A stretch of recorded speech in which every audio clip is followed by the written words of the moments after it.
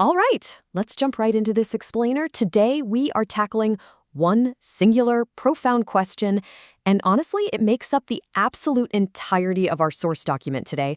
What makes a woman feel sexually attracted? Let's get into it. Now, the sheer weight of these 7 isolated words kind of demands a long, deliberate pause, doesn't it?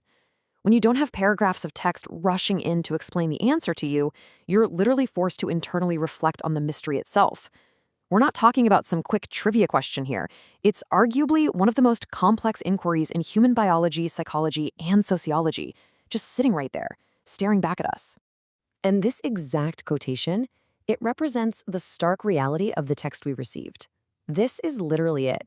It's a bare, unanswered prompt that has been completely stripped of data, stripped of statistics, or any easy resolutions. There's no author stepping in to hold our hands and say, hey, here are the top 5 reasons. But by giving us only the question, the document does something kind of brilliant. It makes the inquiry itself the destination. We're forced to really look at the anatomy of the question. So let's actually deconstruct the syntax word by word, starting with the very nature of the inquiry itself. What? The search for a catalyst. It is the ultimate unknown variable in the equation, right? Are we looking for a physical trait, a behavioral cue, a societal condition, or maybe a neurological spark? Just that single word, what, opens the door to an almost infinite number of possibilities. Then consider the crucial verb here, makes.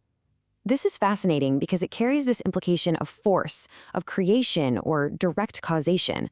It prompts us to ask a really deep question. Is attraction something that can be manufactured, engineered, or intentionally triggered by an outside force? Or is that word slightly deceptive? Does attraction simply arise organically, totally defying any attempt to pinpoint a direct mechanical cause?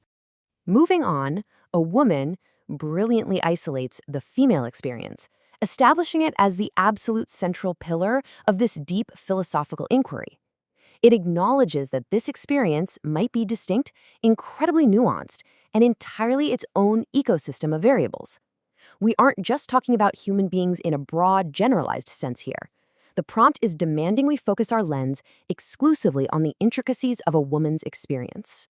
And here is where we shift from external catalysts to an intensely internal experience, feel. I'd argue this is perhaps the most important pivot in the sentence. It emphasizes that this question specifically targets an emotional and physical sensation. It's not asking what makes a woman think she is attracted, or what makes her logically decide to be attracted. It's addressing something deeply visceral, something felt in the nervous system rather than just calculated as a logical thought. Which brings us to the culmination of the sentence's arc, delivering the core biological and psychological destination of everything we're meditating on today. It takes all those previous building blocks, the unknown catalyst, the force of causation, the specific subject, the visceral feeling, and aims them directly at one of the most fundamental drivers of the human experience. And then it just ends with a question mark? Notice the completely empty space over on the right? That perfectly represents the profound absence of a provided answer. And you know what? It's not a mistake, it's a really powerful statement. The silence is honestly deafening. The text doesn't even presume to have the answer, and in doing so, it highlights the sheer complexity of what's being asked. Stripping away the rest of the sentence forces us to just sit with the mystery of causation itself. What makes? It turns the total lack of data into an invitation for your own deep introspection. If the text won't tell us what makes it happen, we have to look outward. We have to look into the real world, into history, biology, and into our own lives to try and fill in the blanks. The absence of information literally becomes the ultimate learning tool. Defining the actual mechanism of experience highlights exactly why this matters. Because attraction is felt, right? It's not just reasoned. It's a true sensation.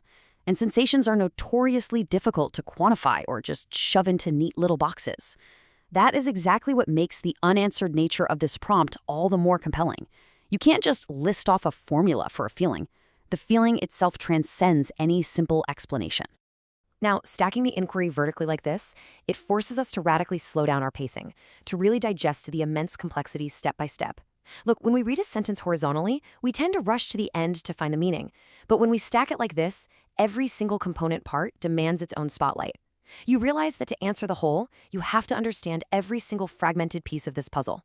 I think this perfectly captures the overarching meta-narrative of our explainer today. On one side, we have this undeniable, relentless human drive to ask questions, to categorize, to understand our own nature. And on the other side, we have the undeniable tension of receiving absolute silence in return. Sometimes the universe, or in this case, the document we're looking at, doesn't give us the cheat sheet. It just gives us the void and asks us what we are going to do with it. Returning to the exact verbatim excerpt grounds us right back in reality. It's a great reminder that sometimes fully understanding the question itself is the entire lesson. We didn't need 10 pages of text today to have a deep, meaningful exploration. By simply looking incredibly closely at these 7 words, we've explored syntax, philosophy, biology, and really the core nature of human curiosity. So, I'm going to leave you with this final, provocative thought exactly as it was given to us. I want this question just hanging in the air for you. Because the text didn't answer it, the responsibility is now completely yours.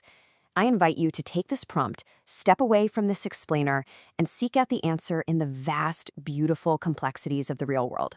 So tell me, what do you think the answer is?